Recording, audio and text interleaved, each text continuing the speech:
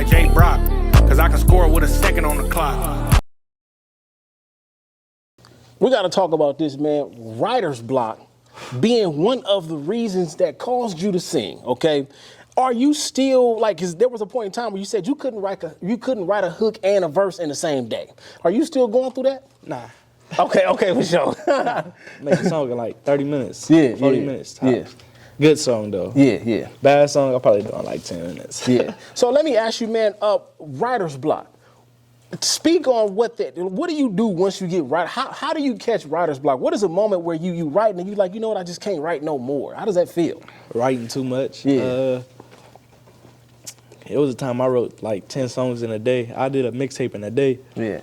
And it came out perfect. But after that tape was done, I couldn't do shit else after like 2 weeks, 3 weeks. Oh, I didn't have like no good songs coming to my head because I didn't spent all my time pen and paper or in my notes writing a good song. Right.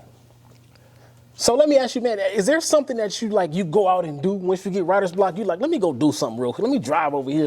I go back to my old songs and like try to mix them, try to at least make them better, or go listen to some crazy ass beats. But it's like I be fucked up in the head, so like go try to smoke some weed, go pull up on the homies or something, go see something new in life. Yeah. And sometimes that shit still don't work because you end up seeing the same shit. Yeah, same shit. So how important is it for you to get out and see something new? Like, you know, like a lot of people, like we talk about how people are stuck in their own four corners in their neighborhood. Yeah, you feel me? Sure. So how important is it? Have you been traveling? Yeah. Okay. Well, not like I've been traveling for sure, but like me actually, I stay in Vegas for like 2 months now. Well, I don't stay out there, but I went out there and stayed with my godbrother for 2 months. And like that shit made me see a lot of shit that I was missing out on. Of like, Vegas ain't boring how people say it is. It's kind of lit. Like casinos, I made $10,000 in like 30 minutes in a casino. No, you made $10,000 in 30 minutes at the casino. Yeah. I need to go to the casino with him because ain't no way, at bro. The crap table, offer $600. $600. Turned to $10,000. Come on, man. I was in there. Nigga, whole casino. This nigga crazy. This nigga crazy. He was lit. Yeah. Shit, hilarious. 10 bands off of 600. 600. Bro, what? I wish. Look, I'm gonna tell you something like this. I get to losing $10, I'm done. It's over with. Hell no. How much did you lose at all that day? I got down to my last 200, and when I got down to the last 200, I'm like, I'm finna leave. My godbrother was like, you sure? I'm like, nah. Started shooting some more. Yeah. And I was doing all the numbers. I was betting on all the numbers. Yeah. And I got to the last number and couldn't hit that motherfucker for so long. Yeah. And I just remember this shit going in slow motion. I swear to God, it was like I was in the Matrix. I'm shooting dice. Oof, I look. I see the 7 finna come. And it just happened to roll one more time and hit the 6. And I was like, crazy in that motherfucker. Come on, 10 bands in Vegas? That's like hitting the lottery. My goodness, man. See that? Hey, shout out to that, bro. Then you lose money so fast. Yeah. Yeah. Then I went like the next day and won like a quick little $1,000. I won $1,000 off the little quarter machine. Actually, I spent like $20 in the little quarter machine, like all quarters in.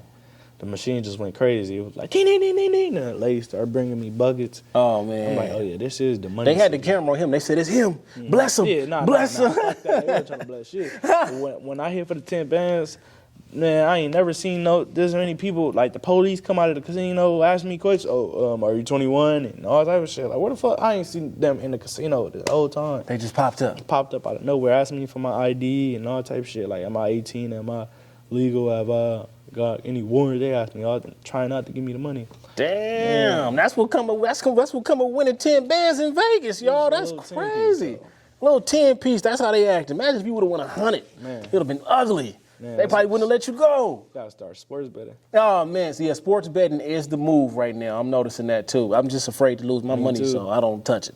You know what I'm saying? But if you want to sports bet, Vegas is the place to be.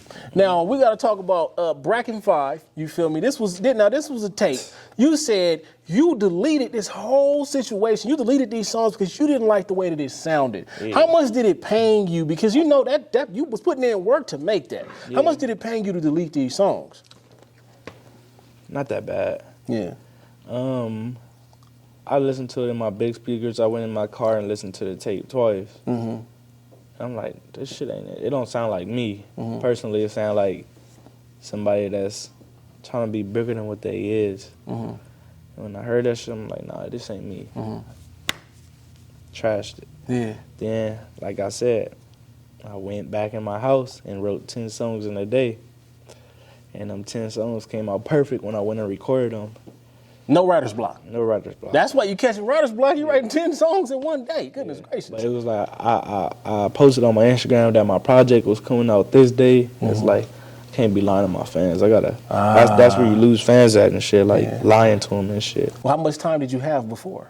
I had like 2 weeks. Okay, that was a decent amount of time. Yeah, but I still had to go record, go to the session. Yeah. Make sure everybody at my sessions. Yeah, for all sure. type of shit to catch that vibe. Yeah, catch that vibe. Now, catching this vibe, bro. Speak on the vibe. You feel me? Because this is a vibe. This is something that you can't fake this. Nah. So sure. talk about what it is to make that vibe that you want to feel while you making your take. What does this take?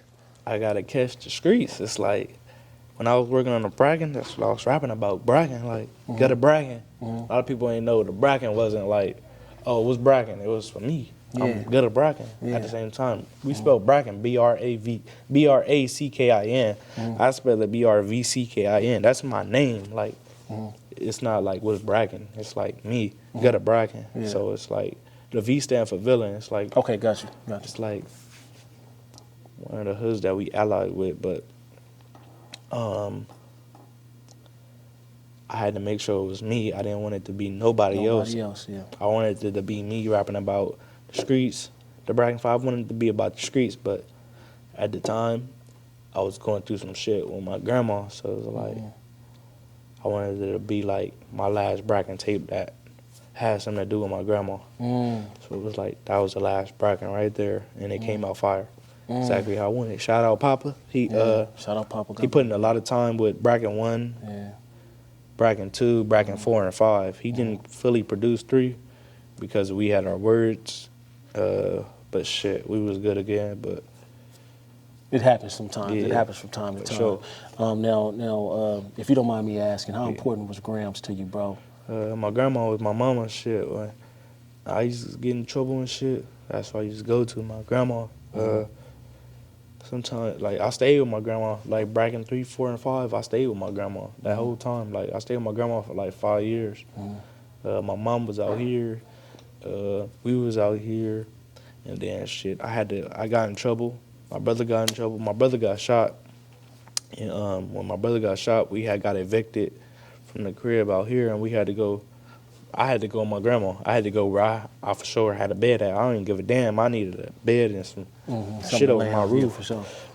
I'm not finna go to the homeless houses and not finna be that. I'm not that type of nigga. Like, I don't see myself. My grandma didn't have roaches, none of that shit. No cap. I'm not gonna lie about that. It's like the trenches. A lot of niggas. Oh, my grandma had roaches and all that. My grandma didn't have roaches. Me growing up, my grandma ain't had that shit. So it's like, I went straight to my grandma's house. She made sure I had a computer. She made sure I had a speakers, monitor, a new mic. Every year she bought me a new mic. She bought me a camera. I remember she bought me a TV. She brought me everything I had out here. Then her and my mom bought me a car. And I was out here every day when they bought me a car. But it was like, that time out there really like motivated me too. And it's like, that shit kept me out of a lot of trouble being out there. But that wasn't my home. So I was out there for like a year. It's like, that shit wasn't my home. I had to come back home and make this shit like really jump. But you did what you had to do with that. Now, now, when they bought you this camera, were you already like, I need a camera to shoot? Because you shot your own videos, right? Nah. Okay. I didn't need. It was this camera was like a Nikon. Okay. Or Nikon or whatever. Oh, yeah, Nikon. Okay, Yeah, I know about that. She brought me one of those, and she was like, "Here, just have it. Just take pictures on it or whatever." Because I didn't have an iPhone. I had a Sidekick, and then Shout out to the Sidekick days, yeah. but it was like the Sidekick 09, like the one that was already touchscreen and stuff. Okay. She got me that one. Yeah. I was taking pictures on there and shit, and I didn't like how they was coming out. Then I started taking pictures on the Nikon. They was coming out cool, and then I threw the camera. I got mad at it because I took a lot of pictures one day for my mixtape cover, and they all got erased because it was having like a memory card error. I didn't know. I was young at the time. I didn't know how to fix all that type of stuff. But after that, I moved back out here, and I went and bought a Sony. Got a Sony. Yeah, I went and bought a Sony. That Sony was crazy because my favorite person that shoots videos is Jerry Production. Okay, shout out to him. And I was watching a lot of his stuff, and I'm like, how the hell is he moving this camera like this and so fast? And I'm thinking everybody on a big red cam. So I'm thinking I gotta go spend money on a big red cam. I go watch some little Dirk videos and see behind the scene that it's a Sony. I'm like, oh yeah, I'm finna go grab the newest one. Yeah. And I went and go look. I said, damn, 3 bands for a camera. That's the type of investment you got to make for those, Yeah, though. for sure. Then I had to buy the lens. Yeah. The lens, another $1,000. Yeah. That's $4,000. Then I had to go buy the specs and shit for the computer. That's another $1,000. I'm investing in myself. Yeah. So it's like a lot of people don't see that. Then I had to go buy the programs, Premiere Pro, Adobe After Effects. I had to go buy Final Cut because I didn't know which program I really wanted. Then it even got worse because they stopped letting you buy the newer programs. It made you do a monthly thing or a yearly thing. That was their way of finessing us. Subscription based, yeah. But That's the wave now. lucky me, I had my homies that know how to do what they know how to do now. So it's like I started getting the programs for free. Oh, okay. Well, shout out to that. It's always a loophole to this stuff. You got to know it, man. Now, shooting your own video, how much of are you involved in shooting your videos now? Like, you know, that's a director role. Yeah, for sure, but it's different now. Now it's different. Like, I don't really be trying to shoot my own videos. I be trying to let people have fun with me because it's like I know what I can do, but I like to see what everybody else could do. Yeah. You really know what you could do. That's like you go in the studio and you write a verse for somebody else. It's gonna be kind of crazy but fun. Yeah. But then it's like it still gotta be them at the end of the day. Right. I feel that now. Also, I understand, like, this was something that you had to overcome with features.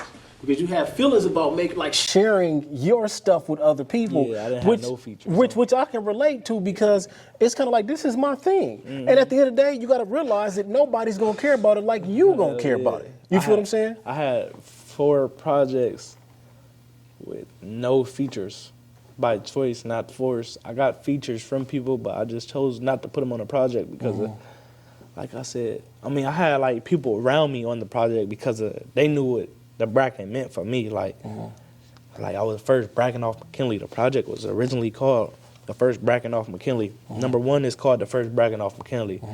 Number 2 is called the first bracking off McKinley 2. Third one is called the first bracking off McKinley number 3. Yeah. I stopped it after that. I just started calling it Bracken 4. Split them Bracken up, 5. I had a Bracken 4.5, but it didn't get released because it wasn't time. Nah. And then I was like, man, you know what? I'm gonna just release 5. And I started working on 5, and I trashed 5. And then I did it again, and it was fire. Yeah. You know what? I like that you talk about how you used to tell me you deleted over 8,000 songs. I like that you admit that because that has to pain you. I mean, it has to be something because it's like, damn, I made all these songs and they just gone now. You know what I'm saying? But also, like we said, it's a lesson. Yeah. It's a lesson that you learned within that. So now, with splitting it up from Bracken to McKinley Ave, what type of message did you want to make sure you convey, you feel me, between the two? I wanted them to know that I'm doing this for the block. Yeah. I'm doing this for the homies. Yeah. And it's like I'm doing it for me first. How important is it to do it for you first? It's important because it's like this is what's feeding me. Yeah. Shit, I went from noodles to eating like other shit. So it's like Steak and lobster. He just didn't want to say it. But yeah. It's like noodles was my thing, no cap. Yeah. The beef kind, the chicken kind. You put the hot sauce in there? I ain't like cup of noodles. Yeah. I ain't put hot sauce in Oh, okay, damn. So only in cup of noodles I put hot sauce in them. But I eat them like, my mama, she used to really teach me how to like season noodles without the pack. Because my brother was a noodle head. Sure. Yeah. So I used to throw the packs away, get the little, pull your little green top thing, get that, my own seasoning, do that shit like that. It was like, bruh, different type of shit. When I was in college, shout out to the homie Chef KV, the homie would basically drain the juice out, put cheese in there, season it up like you said. Cheese. Man, it was hitting with cheese. Yeah, with the my little barbecue brother- sauce yeah, and the cheese. Barbecue, hell no. My little brother do the cheese though. I do the butter. I be putting butter in my noodles, like, because they get fat fast. So you put butter in them. while they cooking and shit. It stop them from getting like super big. And a lot of people don't know that. Like you might probably forget. I make my noodle in a pot. I don't make it in the microwave. Yeah, okay. See, you different. Yeah, I tend to forget they're in a pot sometimes. So they're overcooked, and I'll be in the room playing the game or some shit, and I had to run to the kitchen. But you put a little bit of butter, they ain't gonna cook as fast. Wow, straight like that. He teaching y'all how to cook some noodles, y'all. Now, okay. Now, 2021, you know what I'm saying, 2 years ago, you know what I'm saying, you dropped that No More Heroes, right? Yeah. And you got this song, Frenemy, which has an interesting story, if y'all don't know about this. But it made me listen to the song, and I really like this song. You know what Frenemy is, right? Frenemy, like a friend but an enemy? Yeah. Okay, so break that down, too. So it's like, I got homies that killed homies. And it's like, I got homies who kill homies over a female. I got homies who kill homies over nothing. Accident or being off drugs. And it's like, if you listen to the song, it's like, that song it was based around me. It was based around my girl. And it was based around my homies. But it was like, told my bitch she looked better with no makeup. And it was like, when I heard that part, I'm like, damn, how am I name this song Frenemies? And that was my first line to the song. Then I flipped it. I transitioned the whole song and ended up talking about everything. Yeah, I seen it. So that explains the whole niggas die for their niggas and not they woman. Yeah, you feel what I'm saying? It's like I said that because it's like you go to jail 9 times out of 10. Who you gonna call? You need something. Who you gonna call? When you need to ride and shit, who you gonna call? You gonna call your girl before you call a lot of your homies. Your girl gonna come rescue you before a lot of your homies. And it's like, how you gonna die for these niggas, but you ain't gonna die for your bitch? It's like crazy. It's like she putting in more work than them, and you not seeing it. That make you a square. That's a fact. L7. Hell no bad. What helped you realize that, man? Because kind of in this generation, that's what's pushed. You don't need no woman. That ain't, you know what I'm saying? What helped you realize that? Me and my girl breaking up. No cap. We broke up, and it was like, I felt like I was missing something. I wasn't missing me. It was like I didn't need her or anything, but it was like she was a motivation. You wanted her. Yeah. It wasn't something I needed. Yeah. And it wasn't, but it was like when times got hard, that's what I called. That's right. When I was alone, that's what I called. When my mama was going through shit, that's what I called. Me and my brothers was getting into it, that's what I called. So it was like, the homies, I need a ride, and the homies can't take me to the studio, that's what I called. That's right. So, women make a significant change in our life. They make a big change. If it wasn't for women. Yeah. What type of change, other than that, did your girl help you as far as evolve into a better man? How much has she helped you grow? Shit. She went from, even with my music videos, she'd be like, I don't like this, I don't like that. It's cool, but I feel like you could do this better. Songs I play with my music, this is my favorite line. I feel like you should change this. That's right. I feel like you should change this bar into this bar. And stuff like that. And it was like just the little shit be the biggest shit sometimes. That's right. And it's like she changed the littlest line in my song and make my song perfect. That's right. Well, shout out to her for that, man. You got to be able to listen and to it's the like, women. Even though sometimes she'll be like, change this, and I'd be like, nah. Yeah. I still go behind her back and change it. And I don't even play her to change one until it's out. I get in the car and play it. Start smiling. That's right, man. That's a beautiful situation, and I'm glad that she's in your corner because our women help us a lot, bro. For sure. Like you said, a lot of the time they gonna be there for us when the homies ain't there for us, and they can't be there for us. Even if it's like, I don't like people knowing about my relationship though. Like me personally, I'm a bigger face in LA. So it's like I'm a gangbanger. I'm a member. A lot of people know. What's the difference between a gangbanger and a member? A gangbanger is somebody that's out there every day doing what they gotta do. Bang, sell, do what they gotta do. I had that. I've been from the hood since 2011. I had all this shit going on. It's a difference when you see your homies clicheing a lot of shit. I done did this, I done did that, I done did this, I done did that. It's like I'm a member. A lot of people understand that. A lot of my homies understand that I'm a rapper now. That's right. It's like That's if you don't see that, you basically saying middle finger. Yeah, for Middle sure. That respect is important. They got to respect what you got going on at For the end sure. of the You day. want to be around? Yeah. You're going to respect me. Yeah. No cap. You got to respect the movement. And that's good for them to be able to respect that. Because in this day and age, it's kind of like if you ain't got nothing to do with the streets, then you a square, you a buster, you a yee, you all this, that, and the third. And it's like, look, bro, whether I gangbang or not, I can still be tough. I didn't see, for sure. That's no cap because I done been in situations when I had to get on somebody that don't gang bang, and they be like, I don't bang, but what's up? Yeah. And it's like, I respect that. Yeah. I respect that the most because it's like, that's just telling me you a leader. I also hate when people false advertise shit though. Like, when you're not really about that life. Because it was like, people done lost their life to this shit. Yeah. I don't go out there and rap about, the homies doing this, the homies doing that, and they ain't not really doing it. Because it's like, why would I lie? Why? That's like saying me having a movie about somebody else doing a movie about me and saying I done got slapped on and all.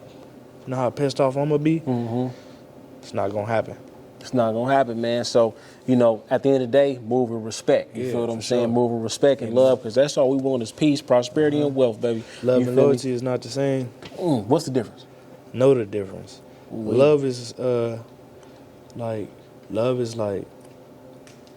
when you know, y'all, everybody is like mutual. You know how you gonna ride for somebody. You know how you gonna do this for somebody. That's love. I feel like loyalty is like keeping it a buck. We don't do rats. Loyalty, if I go down and you go down and you tell on me, it's gonna be a problem. It's like, I feel like even though people be in situations, I feel like it's 4 people in the car. And it's 1 gun in the car. Nobody don't say shit. We all gonna thug it out. They can't put 1 gun on 4 people. Am I lying? Hey, man, shit. That's a situation I hope I never had to be a part of. That's some shit, though. I'm saying though, it's like, I'm not lying. If that one person, I mean, I feel like a G and all that type of shit, they ain't gonna pin us off for 1 gun though. I feel like it's gonna be a whole. They can't blame everybody. That's So true. just say the car was in the gun That's when true. we got in the car. This ain't our car. That's true. I Just mean, stay that's stitch true. lip. But you know how crooked the system ain't straightforward Yeah, for like sure. that. You know what I'm saying? The system is some bullshit. Yeah. But at the end of the day, I'm from the east side. yeah. I know. Now, okay, so do you claim to be Eastie? Nah. Okay. East is a motherfucker though, but it's like, I'm from the east side, but I love the west side. Yeah. I love the east side though. What makes the East Side so unique? We grimy. We grimy. We grimy. Yeah. A lot of people doubted us. See, I have a chip on y'all shoulder. Yeah, it's like a lot of people doubted us, and it's like now, I promise you now though, like, I didn't see so many east side rappers until That's like, a fact. I came out. No cap. Like saying east side this, east side that, until I came out. And that was like kind of funny to me, but it was like, at least I know I'm big dog over here. At least I know I'm like not even trying to be cocky. At least I know I'm motivation over here. Yeah, you repping the East Side. I know there has been a lot of East Side rappers coming out with yeah, I'm pretty sure though it's been East Side artists before me, but y'all wasn't pushing the East Side until. Hey, man, shit, hey. Y'all heard him, shit. Y'all hear how he feel. He's speaking his truth. Now, I want to talk about this, man. Pusha Rod, shout out to Pusha Rod. Gang. And you signed to Pusha Rod, right? And in the caption, you put, dreams come true, young nigga, I'm the evidence. That's only if you put the effort in. Yeah. You feel what I'm saying? Yeah. So speak on what it was like meeting Pusha Rod and getting to connect with him. Me and Pusha Rod from the same hood. So it's like, seeing Pusha Rod not a rapper though, that's a lot. But people look at Pusha Rod like he a rapper, and he not even a rapper. That's what's like motivation to me. Like he ain't even got a rapping. People, all the big people, all the famous people that I want to know coming up to Pusha Rod. What's up, Pusha Rod? Yeah. What's up, Pusha Rod? Pusha Rod, like what's happening? That's Pusha Rod. It's like that shit was crazy to me, just seeing everybody coming up to Pusha Rod, like he an artist, and then That's a hero right there. yeah, and then me being young, I always wanted to do something with Pusha Rod, like be around Pusha Rod. Like 2014, I said I want Pusha Rod to manage me. I made a post. What? Yeah, I made a post, and that shit popped up like on when Instagram show you like your memories. your memories. That shit popped up, and I showed him. He was already managing me. I showed him. That shit was hilarious. You just gotta manifest. That's shit. crazy. The manifestation is real. That is no cap. So, what was the first day that you actually like y'all came in contact about the music and about the sign with and everything like that? He never told me he was gonna sign me. It just happened. He never told me he was gonna sign me. He just told me to. He didn't even. I don't even think he had it in mind. He just wanted to test me as an artist. Yeah. First, he wanted to see me like grow. Yeah. He didn't even want to probably manage me at first. He just wanted to help me out. Yeah. As a homie though. Yeah. And that's how we really got locked in. I came here every day, no questions. Every day. That's right. No questions. It's just like, nigga, you giving me free studio time. You think I'm finna waste it? Not even like it's a finesse or nothing, but it was like, I didn't know he wanted to be You got to take advantage. Yeah. I took advantage of it as much as I can. Yeah. And then I started seeing Pusha Rod come to my sessions like, this shit bang. Yeah. This shit bang. Yeah. Then I recorded, Ooh, come on now. I recorded that shit. He came in there and was like, this shit bang. Yeah. And after that, I just caught a vibe with this being my home. And it was like, I made better records than that, but it was like, when I made this home, I started making hits every day. Like I was at my grandma's house. That's right. For sure. That's right. Made it to home, man. Shout out to Pusha Rod for that. Now, you would also meet Dallas of Atlantic, who actually worked with Nipsey Hussle and a slew of other artists as well. Hell yeah. What was that like, being able to meet Dallas of Atlantic? That shit was cool. Yeah. It was my first time actually being up to a label building, actually. So it was like me going in there, that shit was like amazing as fuck. Like no cap, because it was like, nigga, I'm from the east side. All right, made it to the big Mama, I building. did it, mama. Yeah, That was like something I could tell my mama I actually accomplished. And I told her that shit, and she was proud of Pusha Rod, because she knew, like, she was from the hood before all of us. My mama been from the hood. My mama was from my hood. Yeah. My daddy from my hood. But she been knowing Pusha Rod since Pusha Rod was little. My mama was my mama. So it was like, she was proud of Pusha Rod, and then she was proud of me. Then it put a smile on my face, because I ain't seen my mama smile at me in a minute. Yeah. Ooh, okay, so that meant a lot. Hell yeah. Damn, okay, man, that's crazy, man. So, ain't seeing mom smile in a minute, bro. At me, I seen her smile. I mean, at you, right, at you in a minute. And it's like, wow, this is everything that I've been working for. You know what I'm saying? Working towards. That's a beautiful situation, bro. So, I mean, when you think about it, bro, what you got coming for 2023, man? What the people got to look out for? Music videos, more content, songs dropping. I ain't even gonna cap. I gotta get more involved with females though, like Music for females? yeah, Okay. like not even like me saying I want all these females or anything, but it's like when you're a rapper, it's like you gotta have that type of audience and you gotta have that type of shit in your videos. You feel me? That's right. Yeah, for So sure. it's like I gotta start getting more involved with the females. For sure, the streets. I'm dropping way more shit for the streets. I'm feeding the streets this year. He said he feeding them, man. So y'all better keep y'all ears and eyes open, man. So you know it's your boy J.Brock. It's Clap It Up LA. You know what I'm saying? Just chop game with the homie Gudda Brvckin. And ooh, y'all better go run that single up. Ooh. Hey, straight like that. Appreciate you, Brody. For sure. I ain't Appreciate you.